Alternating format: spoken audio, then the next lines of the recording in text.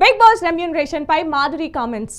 Big Boss Telugu season 9 లో wild card contestant గా అడుగుపెట్టిన Divvala Madhuri last week eliminate అయింది. మొదటి ఆమెను చూసి చాలా రోజులు హౌస్ లో ఉంటారనుకున్నారు, కానీ అదేమీ జరగలేదు. కేవలం 3 వారాలే ఉండి ఎలిమినేట్ అయింది.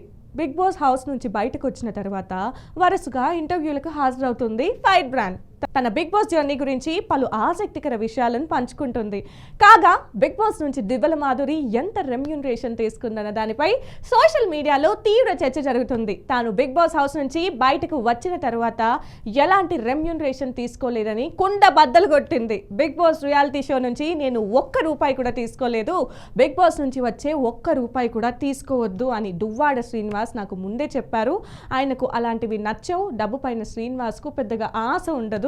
మేము సినిమాలో నటించాం, కానీ వారి దగ్గర కూడా ₹1 పారితోషికం తీసుకోలేదు, ఫ్రీగానే నటించాం అని మాధురి చెప్పుకొచ్చింది. ఇప్పుడు ఆమె వ్యాఖ్యలు నెట్టింట వైరల్ గా మారాయి.